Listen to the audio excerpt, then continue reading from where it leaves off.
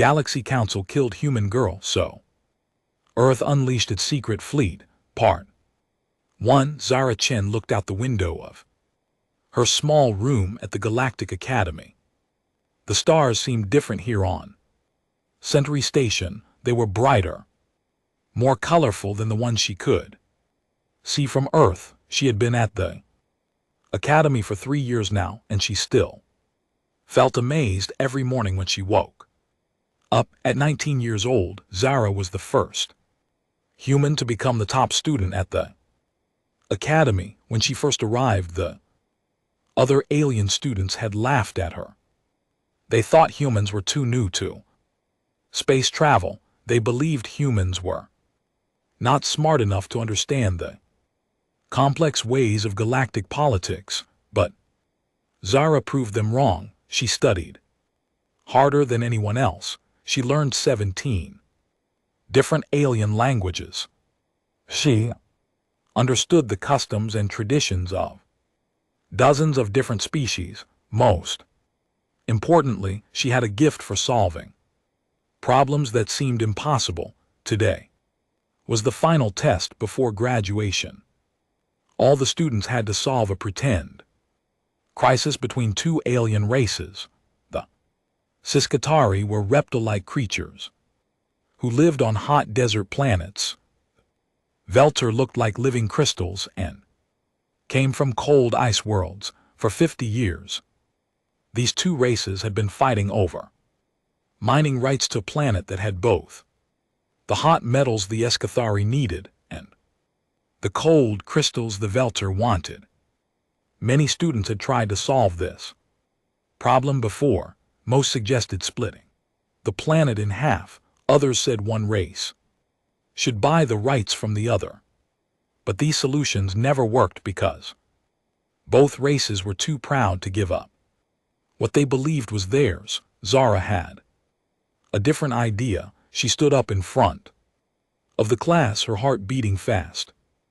Around her sat students from 30 different alien species. Some had multiple heads, others had tentacles instead of arms, some breathed different gases and had to wear special masks, but they were all smart and they were all watching her. The problem is not the planet, Zara said in a clear voice.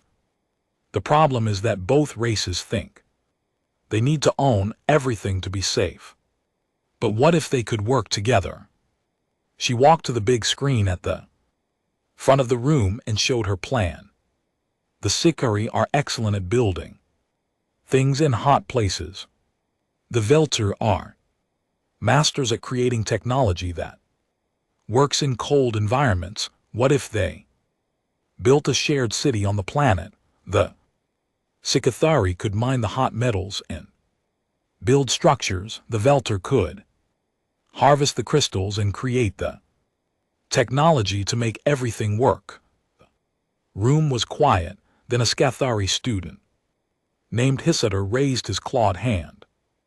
But humans do not understand. My people have been enemies with the crystal beings for centuries. We cannot trust them. Zara nodded. That's exactly why it will work. When two groups have been enemies for a long time, they know each other's strengths and weaknesses vary.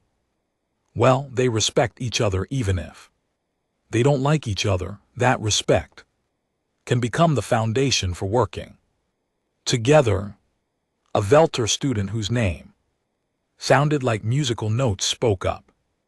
This idea is interesting, but how would we share the profits? You wouldn't share profits, Zara said with a smile. You would create something bigger than profits. Think about it. If the best builders in the galaxy worked with the best technology creators, what could you make? You could build cities on planets that no one else can live on. You could create new inventions that help everyone in the galaxy. Other races would pay huge amounts to learn from you. Teacher, a tall blue alien called. Professor Keithmore looked impressed. Miss Chen, your solution is unusual. Most students try to find ways to Separate conflicting parties, you want to bring them closer together. Sometimes, the thing that makes people enemies can become the thing that makes them stronger together. Zara said humans learned this lesson the hard way. We fought each other for thousands of years before we learned to work together. After class, Zora felt proud but tired. She walked through the station's corridors toward her room. The academy was built inside a huge space station that spun slowly to create artificial gravity. Through the windows she could see ships from hundreds of different worlds docking and leaving. She passed by the offices where the Galaxy Council members worked when they visited the station. The Galaxy Council was made up of the oldest and most powerful races. They made the big decisions about trade, war, and peace. Humans had only been allowed to join the council 5 years ago, and they were still considered junior members. As Zara walked past one office, she heard voices speaking in the old galactic language that only council members were supposed to know. She had learned this language secretly by studying old books. What she heard made her stop walking. The human girl is becoming a problem, said a voice that sounded like grinding rocks. Zara recognized it as belonging to Counselor Vexthal from the hegemony race. Her ideas about cooperation threaten the natural order. If younger races start believing they can work as equals with their betters, our authority will crumble. Perhaps an accident could be arranged, said another voice, this one sounding like metal scraping against metal. These young students take so many dangerous trips. Space travel can be risky. Yes, Vexthal agreed. A accident would teach the humans their place, and it would warn other junior species not to reach too high. Zara's blood turned cold. They were talking about killing her. She started to back away quietly, but her foot hit a piece of metal on the floor. The sound echoed in the corridor. The voices inside the office stopped talking immediately. Zara heard footsteps moving toward the door. She ran as fast as she could, her heart pounding so hard she thought it might explode. She made it to her room and locked the door behind her. Her hands were shaking as she tried to think about what to do. Should she tell the academy teachers? Should she contact Earth? Would anyone believe her? Before she could decide, her room's communication system buzzed. A message appeared on her screen. Miss Chen, it read, you have been selected for a special honor trip to visit the crystal mines of Velter Prime. You will leave tomorrow morning on shuttle transport 7749. Congratulations on this opportunity. Zara stared at the message. She had never applied for any honor trip, and after what she had just heard, this felt like a trap. But if she refused to go, they would know she had been listening to their conversation. If she went, she might not come back alive. She spent the whole night thinking about what to do. Finally, she recorded a message and sent it to her parents on Earth. She told them about her solution to the test, about how proud she was to be human, and how much she loved them. She did not tell them about what she had heard, because she was afraid the message might be intercepted. The next morning, Zara walked to the shuttle bay. Other students waved goodbye to her, excited about her special trip. She forced herself to smile and wave back. The shuttle was small and painted white with the Academy's symbol on the side. As the shuttle left the station and headed toward space, Zara looked back at Century Station growing smaller in the distance. She thought about all the friends she had made, all the things she had learned, and all the dreams she had for the future. She did not know that, hidden inside the shuttle's navigation system, was a small device that would soon change the course of galactic history. She did not know that her death would wake up a sleeping giant that had been quietly preparing for this day. All she knew was that she had tried to make the galaxy a better place, and some people were willing to kill her for it. The news reached Earth 3 days later.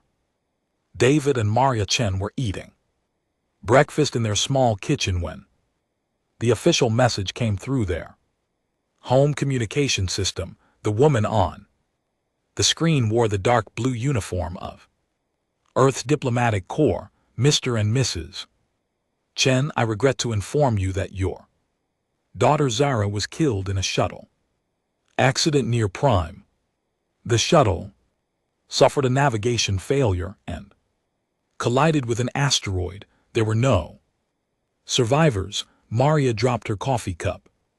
It shattered on the floor, but she did not notice. David grabbed the edge of the table so hard his knuckles turned white. For several seconds neither of them could speak. How? Maria finally whispered. Zara was the best student at the academy. She was so careful about everything. The diplomatic officer's voice was gentle but formal. The Galaxy Council has launched a full investigation. Preliminary reports suggest the shuttle's navigation system malfunctioned due to outdated software. The Council extends their deepest condolences and has authorized standard reparations for your loss. After the call ended, David and Maria sat in silence. They had both served in Earth's military before becoming research scientists. They knew what investigations looked like when someone really wanted to find the truth, and they knew what they looked like when someone just wanted to make a problem go away. This doesn't feel right, David said finally. Zara was too smart and too careful to die in a simple accident. Maria nodded, wiping tears from her eyes. And why was she on that shuttle in the first place? She never mentioned any trip to Velter Prime in her last message. They decided to do their own investigation. David still had friends in Earth's intelligence services, and Maria had contacts among the scientists who studied alien technology. If the Galaxy Council was hiding something, they would find out what it was. Meanwhile, across the galaxy, news of Zara's death spread quickly through the galactic communication networks. Most alien species barely noticed. Humans were still new to galactic civilization, and one dead human student was not considered important news. But the Galaxy Council noticed. At their next meeting, Councillor Vexthal stood before the assembled representatives of dozens of worlds. The unfortunate accident involving the human student should serve as a reminder, he said in his grinding voice. Younger species often overestimate their abilities. Perhaps we have been too generous in allowing them access to advanced diplomatic training. Another counselor, a spider-like creature from the arachnid collective, clicked her approval. The humans have shown concerning levels of ambition. They propose radical changes to systems that have worked for thousands of years. Perhaps it is time to guide them more carefully. Over the following weeks, new restrictions began to appear. Human merchant ships found their trade routes suddenly classified as high-risk zones that required expensive safety escorts. Human diplomatic missions were delayed for additional security reviews. Most importantly, the Galaxy Council quietly began spreading stories about human recklessness and emotional instability. You see how they react to simple setbacks, Vexthal told other council members. The humans lack the emotional control necessary for serious galactic responsibilities. We must protect the galaxy from their impulsive nature. But the Galaxy Council had made a critical error. They assumed that the Earth they saw was the only Earth that existed. They knew about Earth's small defensive fleet and modest space stations. They knew about human trade ships and diplomatic missions. What they did not know about was the Terra Defense Initiative. Admiral Sarah Hayes stood in the command center of a facility that officially did not exist, built inside a hollowed-out asteroid in the Kuiper Belt. Station Omega was one of 12 hidden bases where Earth had been preparing for exactly this kind of situation.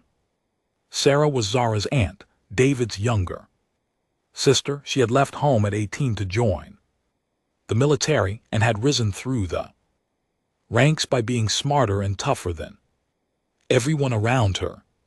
When Earth made first contact with alien civilizations, Sarah had been one of the few humans who understood what that really meant. First contact is not a party invitation, she had told the Earth Defense Council 20 years ago. It's a job interview, and if we fail the interview, we might not get a second chance.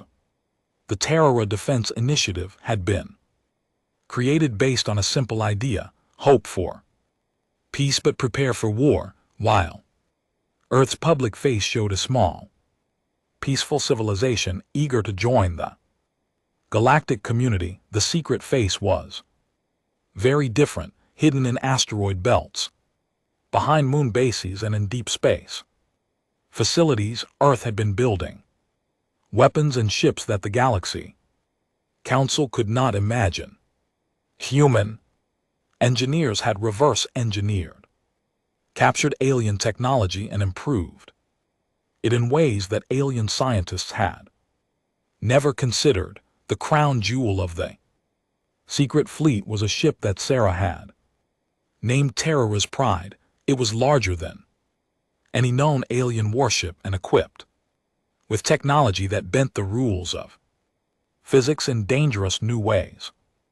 But when news of Zara's death reached her, Sarah renamed the ship. It would now be called Zara's Vengeance. "Ma'am," said Commander Torres, Sarah's second in command, "we've received the preliminary investigation report from the Galaxy Council. They're calling it an accident caused by outdated navigation software." Sarah read the report on her screen and felt her anger growing. Outdated software? That shuttle was inspected just 1 week ago. The navigation system was certified as fully functional. There's more, ma'am. Our intelligence sources are reporting new restrictions on human activities throughout the galaxy. Trade routes are being closed. Diplomatic missions are being delayed. And there are rumors that some council members want to review Earth's membership status. Sarah stood up and walked to the window that looked out into space. In the distance she could see other hidden ships preparing for operations that might soon become necessary. "Commander, contact our agents at the Academy. I want everything they can find about that shuttle, about Zara's last days, and about who authorized her trip to Prime." "Yes, ma'am. And if we find evidence that this was not an accident." Sarah turned back to face him, and Torres could see the cold determination in her eyes. "Then the Galaxy Council is about to learn something important about humans. They're about to learn the difference between being peaceful and being weak." 3 weeks later, the breakthrough came from an unexpected source. Crystalline Song of Truth was a young Velter student who had been friends with Zara at the academy. Like all of her species, she communicated through musical tones and had a natural ability to detect lies and deception. She had been bothered by Zara's death. Since it happened, something about the official story felt wrong to her crystal. Enhanced senses, using her access to academy computer systems, she began investigating on her own. What she found made her entire crystalline body vibrate. With alarm, the shuttle's data log showed energy signatures that did not match any known navigation malfunction. Instead, they matched the pattern of a sophisticated sabotage device. More importantly, she found records showing that Zara's honor trip had been authorized not by academy teachers, but by someone using Counselor Vexthal's personal access codes, knowing that her own people would not want to get involved in human politics. Crystalline Song of Truth made a dangerous decision. She encrypted the data using a human cipher she had learned from Zara and transmitted it directly to Earth. When Admiral Hayes saw the evidence, she called an emergency meeting of Earth's Secret Defense Council. The proof was clear. Zara Chen had been murdered by the Galaxy Council, and they were now trying to use her death as an excuse to limit human freedom. Gentlemen and ladies, Sarah said to the assembled leaders, we have spent 20 years preparing for the possibility that the galaxy might not welcome us as equals. That day has arrived. The vote was unanimous. If the Galaxy Council wanted to see what humans were really capable of, they would get their wish. Operation Zara's Light was about to begin.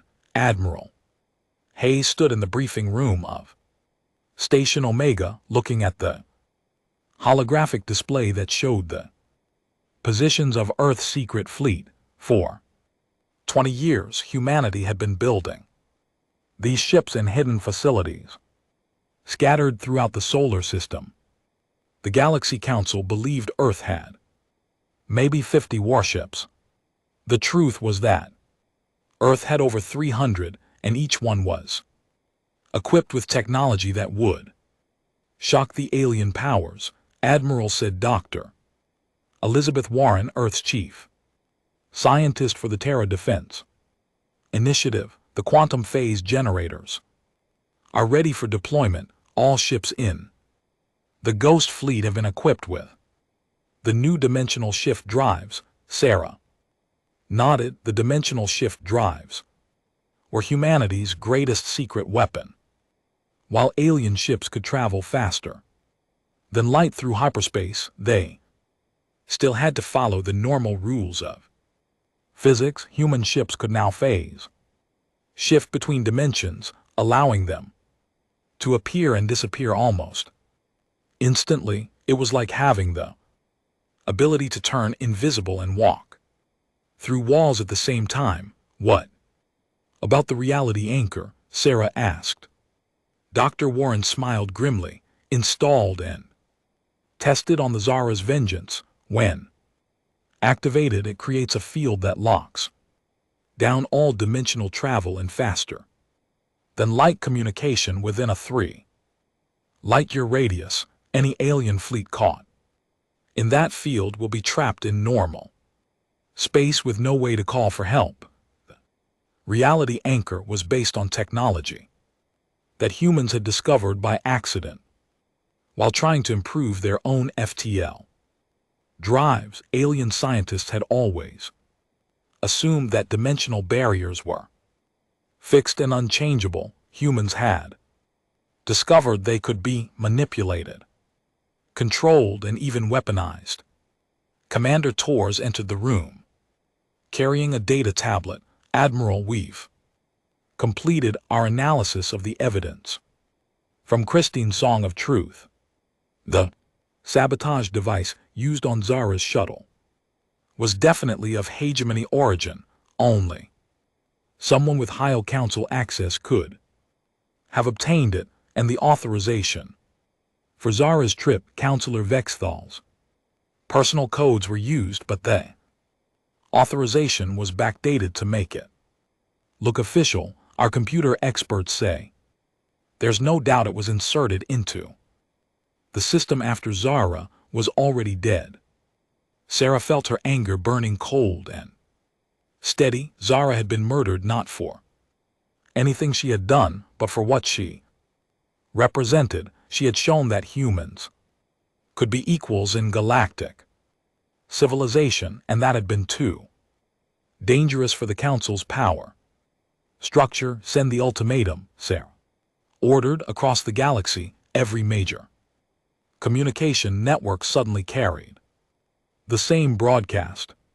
The transmission bypassed all normal channels and appeared on screens in government buildings, military bases, news stations, and public areas on thousands of worlds. Admiral Hayes appeared on the screens wearing the crisp uniform of Earth's military. Behind her was the symbol of the Terra Defense Initiative, a blue and green Earth surrounded by stars. Citizens of the galaxy, she began, her voice calm but carrying an undertone of controlled fury. I am Admiral Sarah Hayes of the Earth Defense Forces. I speak to you today about the murder of my niece Zarachin and the Galaxy Council's attempts to cover up their crime.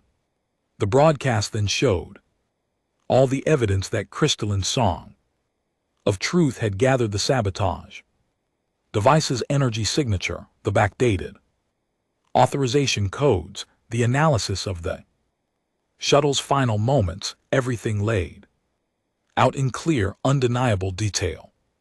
For 50 years, Sarah continued, Earth has participated in galactic civilization as a peaceful member. We have followed the Council's rules, paid their fees, and accepted their guidance. We believe that intelligence and good faith would be enough to earn us a place among the stars. The scene shifted to show images of Zara at the academy, studying with alien classmates, solving complex diplomatic problems, receiving awards for academic excellence. Zara Chen represented the best of humanity. She believed that understanding was stronger than fear, that cooperation could overcome conflict, and that all intelligent species could work together for a better galaxy. The Galaxy Council killed her for those beliefs. Now the broadcast showed something that made viewers across the galaxy gasp in shock. Massive human warships were decloaking around major alien installations, ships that were clearly more advanced than anything the galaxy had seen before hung in space like silent threats. The Galaxy Council has spent the week since Zara's murder spreading lies about human recklessness and instability. They have restricted our trade, delayed our diplomatic missions, and suggested that humans are not ready for galactic civilization. They have mistaken our restraint for weakness. The camera focused on Sarah's face, and alien viewers could see the cold determination in her human eyes. I hereby demand that Councillor Vextol and all others involved in my niece's murder surrender themselves to Earth authorities within 72 hours. They will face trial for assassination, conspiracy, and crimes against galactic peace if they do not surrender voluntarily. We will come for them. The broadcast showed more images of the Ghost Fleet, hundreds of ships appearing from nowhere around Council strongholds and military bases. The ships were clearly human in design, but far more advanced than anything Earth had publicly displayed. For too long, the Galaxy Council has maintained power through fear, corruption, and the assumption that younger species cannot challenge their authority. Today that assumption dies with my niece's memory. Admiral Hayes leaned forward slightly, and her voice became even more intense. We do not want war, we want justice, but if the Council believes they can murder innocent humans and face no consequences, they are about to learn how wrong they are. This is not conquest, this is a reckoning. The broadcast ended with images of Earth itself, showing the planet's cities, forests, and oceans. The final words appeared as text in memory of Zara Chen, who believed the galaxy could be better than it was. The reaction was immediate and explosive. On the hegemony home world, Counselor Vextol watched the broadcast from his private office and felt something he had not experienced in centuries: fear. The human ships surrounding his planet were clearly more advanced than hegemony technology. Worse, they had appeared without any warning from his sensors. How is this possible? He demanded of his military advisors. Our intelligence report said the humans had barely 50 warships, all of them primitive. The reports were wrong, Counselor, said General Cressar, studying the scanner readings. These ships are using technology we don't understand. They appeared inside our defensive perimeter without triggering any alarms. Our shields didn't even detect them. On other Council worlds, similar scenes were playing out. Species that had dominated galactic politics for thousands of years suddenly found themselves face to face with a human fleet that made their own military forces look obsolete. But it wasn't just the Council that was watching. Across the galaxy, billions of beings from hundreds of species saw the evidence of Zara's murder and began asking questions. How many other accidents had really been assassinations? How many times had the Council eliminated inconvenient voices? On the crystal world of Velter Prime, Crystal and Song of Truth's family gathered around her in amazement. You helped the humans discover the truth, her parent asked in musical tones that conveyed both pride and worry. Zara was my friend, she replied. She believed that truth was more important than safety. I could not let her killers escape justice. The Galaxy Council called an emergency session, but for the first time in centuries, many member species demanded answers before they would participate. The systematic oppression that had kept younger races subservient was beginning to crumble as the truth spread.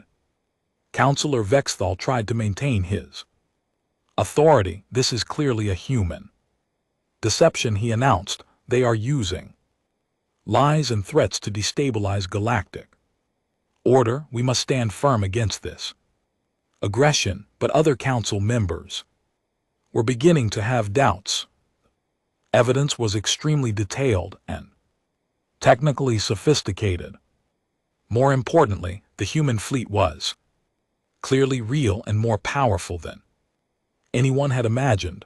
Perhaps, suggested Counselor Murthak of the Aquatic Federation, we should consider the possibility that the humans are telling the truth. Vexthal's response revealed his desperation. The truth is that humans are an inferior species that has gotten above itself. This girl was spreading dangerous ideas about cooperation and equality. Her death was a service to galactic stability. The moment those words left his mouth, Vexthal realized his mistake. He had just confessed to murder in front of the entire Council. The chamber fell silent as the implications sank in.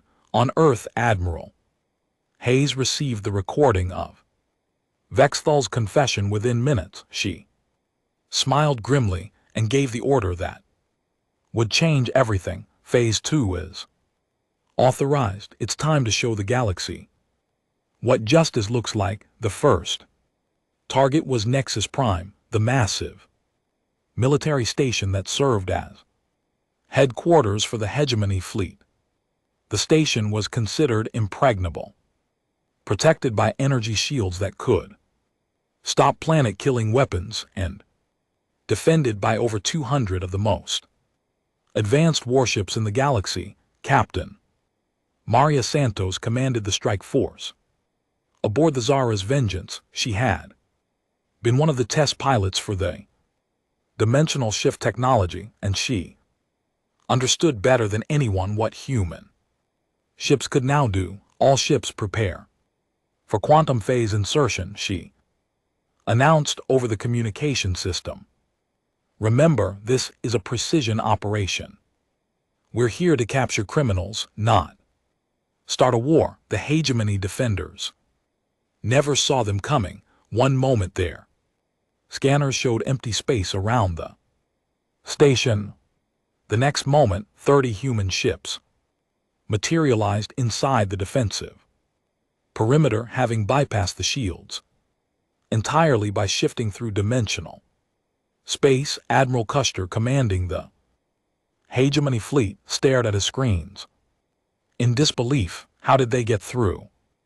The shields, our barriers are impenetrable, sir, reported his sensor officer. They didn't go through the shields, they went around them. These readings suggest they traveled through parallel dimension and emerged in normal space inside our defenses. Before Castor could respond, the Zara's Vengeance activated its reality anchor.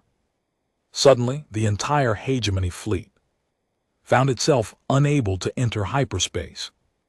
Their faster-than-light communication systems went dead. They were trapped. Captain Santos opened a communication channel to the hegemony fleet.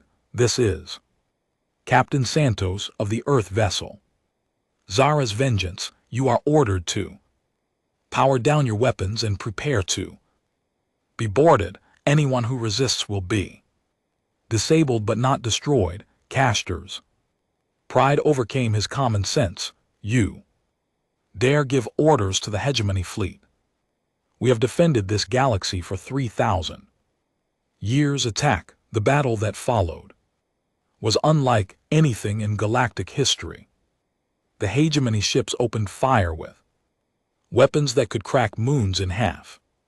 But the human ships simply phase shifted out of normal space when the energy beams reached them, letting the attacks pass harmlessly through empty dimensions. When the human ships returned to normal space, they struck back with weapons that the hegemony had never seen before. Electromagnetic pulse cannons shut down alien computer systems. Gravitational manipulators grabbed enemy ships and held them motionless. Boarding pods that could phase through solid matter delivered human marines directly into alien ship corridors. The most shocking thing was that the humans were clearly holding back. Their weapons were designed to disable, not destroy. When hegemony crew members were captured, they were treated with medical care and respect. The humans could have slaughtered the entire fleet, but they chose restraint. Sir, reported the sensor officer on Admiral Castor's flagship, our weapons are having no effect. The human ships disappear before our shots reach them, and their return fire is shutting down our systems without killing our crews. Cressar watched as ship after ship in his fleet was disabled and boarded. The humans moved with precision and efficiency that spoke of years of planning. This was not a desperate attack, it was a carefully orchestrated operation. Stand down, he finally ordered. All ships cease fire and Prepare for boarding. Similar scenes were playing out across the galaxy. Human strike teams materialized in government buildings on a dozen worlds, moving through security systems that could not detect dimensional travelers. Counselor Vextol was captured in his private chambers while trying to destroy evidence of his crimes. Other council members involved in the conspiracy were taken from their homes, their offices, even from the middle of official meetings. The operations were surgical and precise. Human agents knew exactly where to find their targets and exactly how to reach them. Years of secret intelligence gathering had mapped every council stronghold and identified every conspirator. But the most important battle was not being fought with weapons, it was being fought with information. Dr. Rebecca Kim, Earth's chief information warfare specialist, coordinated the broadcast of evidence from a secret facility on Luna. Every major news network in the galaxy was simultaneously receiving detailed documentation of council corruption going back centuries. Release Package 7, she ordered her team. Financial records showing how the council has been manipulating trade routes to benefit their own species. Package 8 is ready, reported her assistant. Evidence of the council using accidents to eliminate political opponents from at least 12 different species. And Package 9, the big one, proof that the council has been deliberately preventing younger species from developing advanced technology to keep them dependent. The revelations were devastating. Species that had wondered why their technological development had stalled suddenly understood that it had been sabotaged. Trade disputes that had seemed random were revealed to be orchestrated. Political leaders who had died in accidents were shown to have been murdered.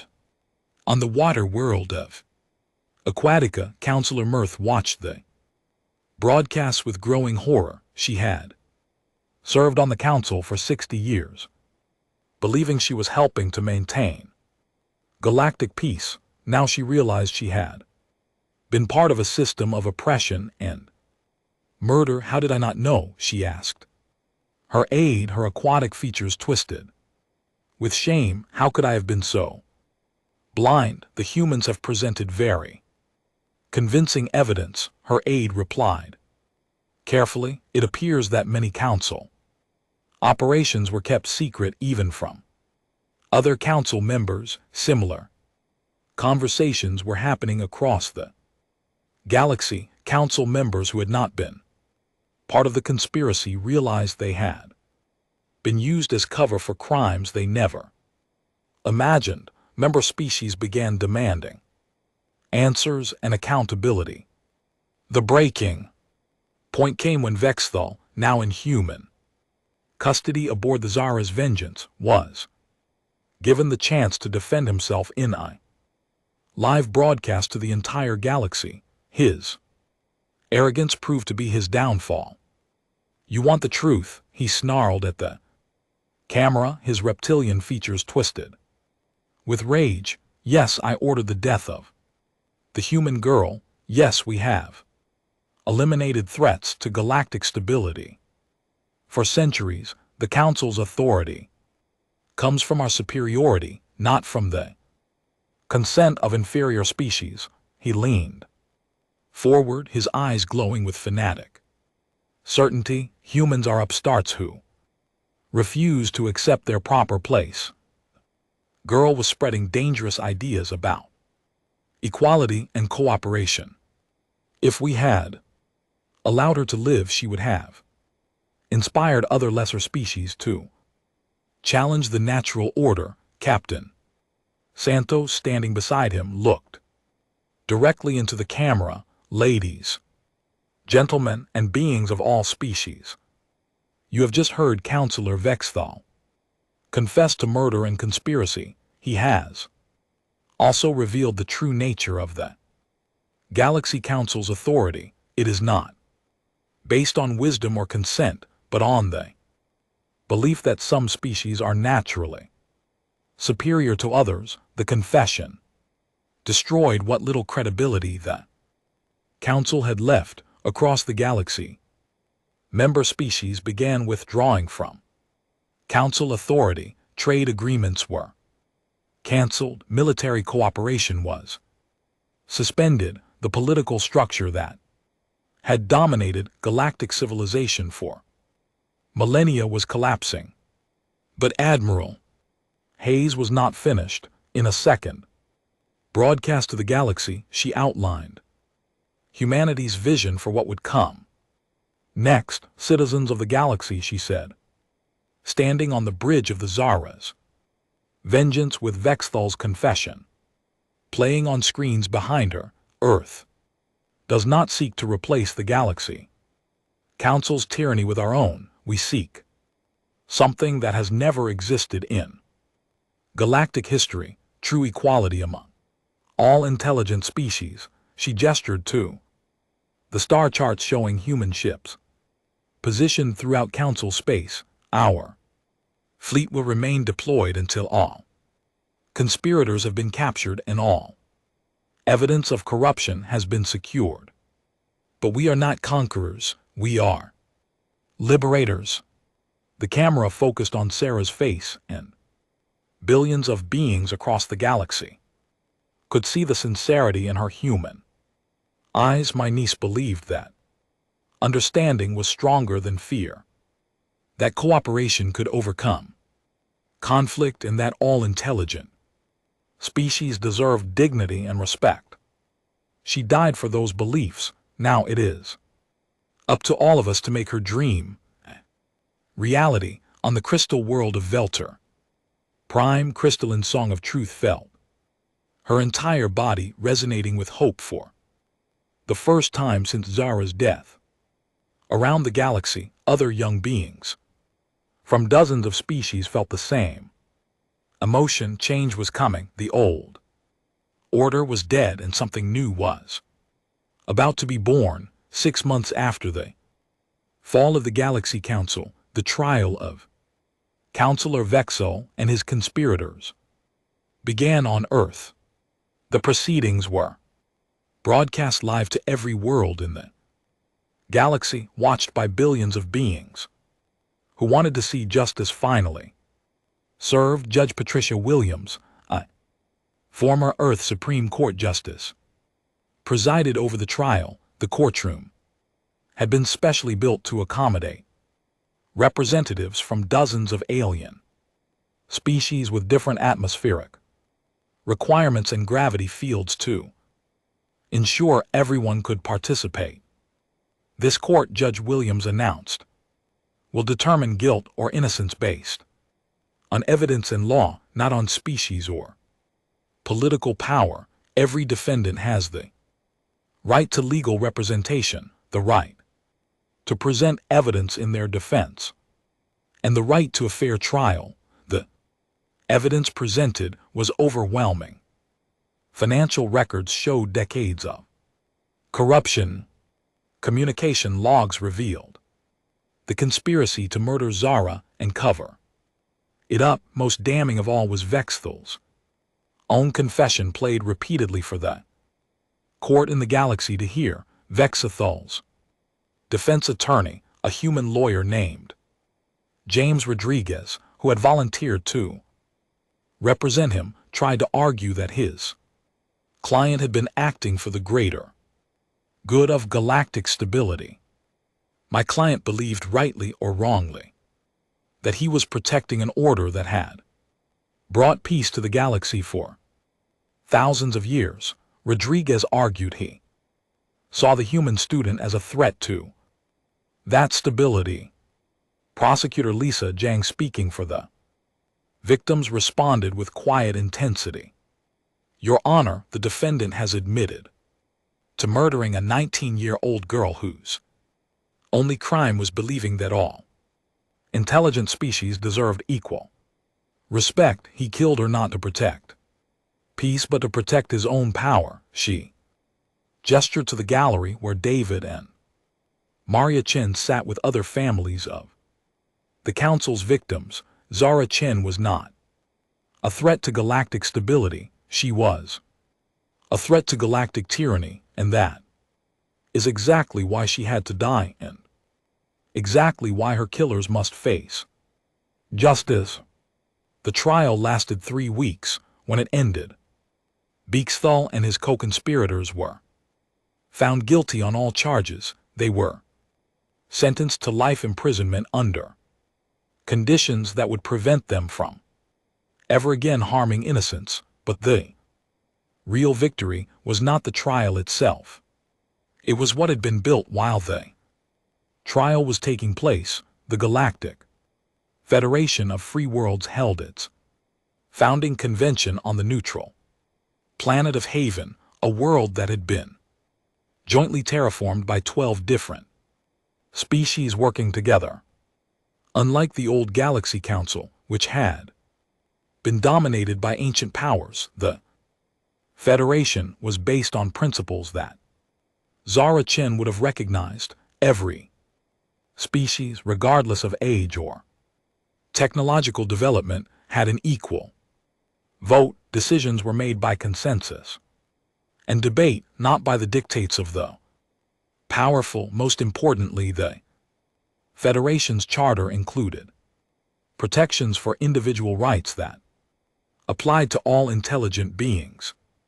Admiral Hayes, now promoted to Fleet Admiral and serving as Earth's representative to the Federation, stood at the podium to address the assembled delegates. Representatives from over 200 species filled the Great Hall, some breathing different atmospheres, some existing as energy beings, some communicating through colors or vibrations instead of sound. We gathered today not as conquerors and conquered, not as superior and inferior species, but as equals in our shared quest for a better galaxy. She said, the Federation we are founding will be imperfect, because it will be run by imperfect beings, but it will be just because justice is our foundation. She paused and looked out at the diverse assembly.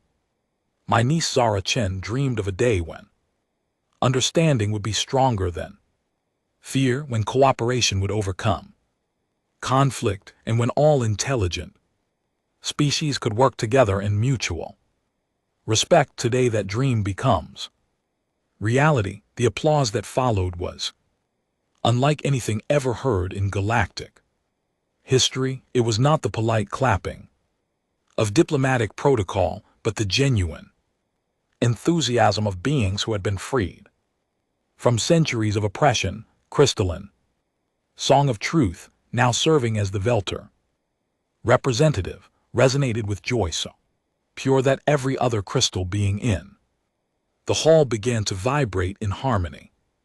The musical sound filled the chamber with hope. The Federation's first major project was the construction of the Zarachin Memorial Academy on Haven.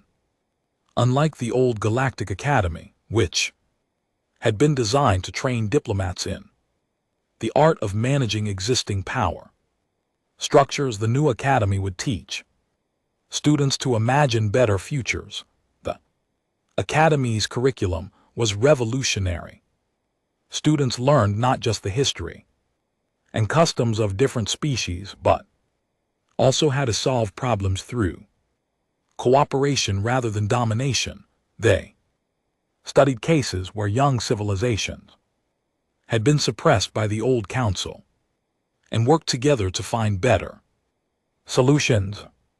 Dr. Elena Vasquez, the Academy's first director, had been one of Zara's professors at the old Galactic Academy. She designed the new school based on principles that Zara had embodied. We will teach our students that diversity is strength, she announced at the Academy's opening ceremony. We will show them that the newest voice in the Room might have the best idea, and we will never let them forget that. Understanding is indeed stronger than fear. The first graduating class included students from 47 different species. They worked together on projects that would have been impossible under the old system, joint colonies, where multiple species shared worlds, trade agreements based on mutual benefit, rather than exploitation, and scientific research that combined the unique abilities of different races. But perhaps the most important change was in how the galaxy thought about itself.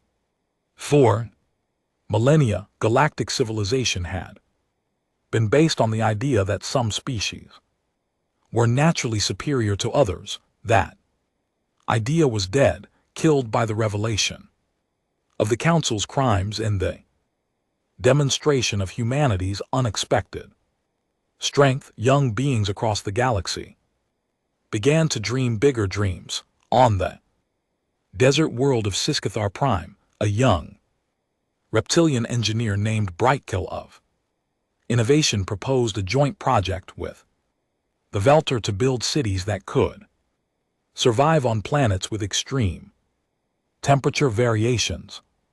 Her proposal was accepted enthusiastically, and the first such city was already under construction on the gas giant of Windwa Weaver. Floating jellyfish-like beings who had been dismissed as primitive by the old Council revealed their mastery of atmospheric manipulation.